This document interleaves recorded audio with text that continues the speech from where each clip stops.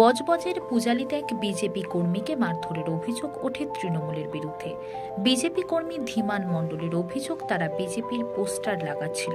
সেই সময় পৌরসভার ৩ নম্বর ওয়ার্ডের প্রাক্তন কাউন্সিলর চিন্ময় বারুই তাদের গিয়ে গালিগালাজ করে। এরপর বিজেপি কর্মীরা সেখান থেকে ৪ নম্বর ওয়ার্ডে গিয়ে বিজেপির পোস্টার লাগাচ্ছিল। এরপরে পূজালির পৌর প্রধান তাপস বিশ্বাস, মাহফুজুর রহমান এবং চিন্ময় বারুই এসে তাদেরকে মারধর করে। ধীমান মণ্ডলের আরও অভিযোগ, তাকে বন্দুকের বাঁট দিয়ে মারা হয়। এরপর তিনি অজ্ঞান হয়ে যান। দেখুন বিস্তারিত। ধীমান মণ্ডল আমার নাম। কি ঘটনাটা কি ঘটেছিল?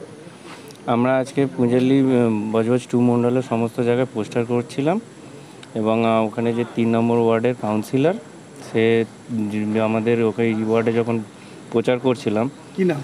চিন্ময় বারুই, এসে আমাদের যথারীতি উত্তক্ত ভাষায় বলে যে এখানে আমার ওয়ার্ডে কেন ঢোকা যাবে না, এই সমস্ত বলে আমাদেরকে উত্তক্ত করে। আমরা চলে আসি ওখান থেকে। তারপরে আমার ওয়ার্ডে যখন আমি প্রচার করছিলাম, তখন চিন্ময় বারুইয়ের পাড়া থেকে একজন মস্তান, তৃণমূলের হারমাত বাহিনী, সে এসে অটোর চাবি খুলে নেয় এবং আমাদের সঙ্গে ধস্তাধস্তি শুরু করে। তারপরে সে তখন ও একা ছিল।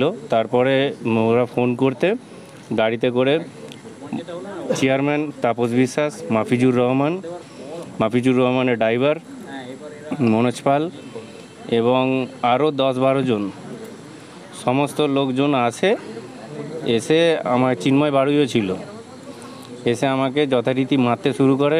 মেরে আমাকে সেন্সলেস করে দেয়। আমি বুঝতে পারি যে আমাকে বন্দুকের বাঁট দিয়ে মারা হয় এবং আমি সেন্সলেস হয়ে যেতে আমাকে পেটে বুকে লাথি মারে। আমার শ্বাস নিতে কষ্ট হচ্ছে, এখন ইন্টারনালি ইনজুরি হয়েছে আমার। আপনাকে চিকিৎসা করাতে কে নিয়ে গেছিল? আমাকে চিকিৎসা করাতে এখান থেকে বড়বাবু আমাকে পাঠিয়েছিলেন খড়িবেড়িয়ায় যেতে। তোমাকে নাকি ঘটনার পরে খানিকক্ষণ খুঁজে পাওয়া যাচ্ছে না, তখন তুমি কোথায় ছিলে? তখন ওরাই বলপূর্বক আমাকে বাইকে তুলে নিয়ে এসে বলে, চল তোকে লকআপে ঢুকিয়ে দেবো, একদম থানার ভোটের পরে তোকে বার করব। ওরাই আমাকে সেন্সলেস অবস্থায় এখানে নিয়ে আসে। তারপরে বড়বাবুর প্রচেষ্টায় আমার বাইক মেরেছে, তারাই তোমাকে থানায় নিয়ে আসে? হ্যাঁ, আমার বাইক ভেঙে দেয়, আমার মোবাইল ফোন ছিনিয়ে নেয়। জায়গাটার নাম কি? 4 নম্বর ওয়ার্ড, বিডমনি রোড। আজকে কেন প্রত্যেক দিনই অভিযোগ হচ্ছে? আজকে আমাদের ধীমান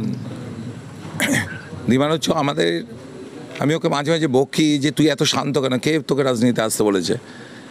10টা চড় মারলে ওর মুখ দিয়ে আওয়াজ বেরোয় না। সে ধীমানের অপরাধ হচ্ছে আমাদের যে মোদিজির যে সমস্ত দেয়ালে যে ওই স্টিকারগুলো, ওগুলো লাগাচ্ছিল ও আর অশোকদা, আমাদের যেখানে আরেকজন বিজেপির লিডার। ব্যাস এটাই তার অপরাধ। প্রথমে চিন্ময় এলো। এই চিন্ময় 2017 সালে বিজেপির টিকিটে জিতেছিল। ওকে বম্বিং করে, মারধর করে, পিস্তল থেকে তৃণমূলে জয়েন করেছিল। তা সে এসে বললো, কেন এগুলো লাগাচ্ছিস?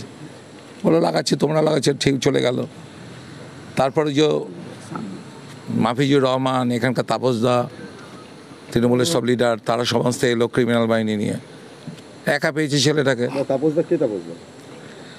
ওনার নাম হচ্ছে আপনার এখানকার চেয়ারপারসন, যিনি চেয়ারম্যান। আরে এক্স আর কি, এখানে কি ভোট হয়েছে? এখানে তো ভোট হয়নি। 2017 সালের পরে এখানে কি পূজালিতে ভোট হয়েছে? প্রহসন চলছে তো। 2017 সালে পূজালি পুরসভা আমরা দখল করতাম। ভুলে গেছে সেই দিনগুলো? বোম নিয়ে আর পিস্তল নিয়ে কীভাবে চাপ্পা মেরেছিল। তারপর জনতা রেগে গিয়ে 2টো ইভিএম মেশিন ভেঙেছিল, 2টোতেই বিজেপি জিতলো।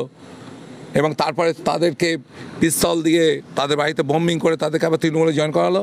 একটা দলিত সম্প্রদায়ের ছেলেকে এইভাবে মেরে হাফ ডেট করে ফেলে দিয়ে গেছে। আজকে তো আমরা এসসি কমিশনে জানাবো, আর এখানে পুলিশ কি অ্যাকশন নেয় দেখবো আমরা।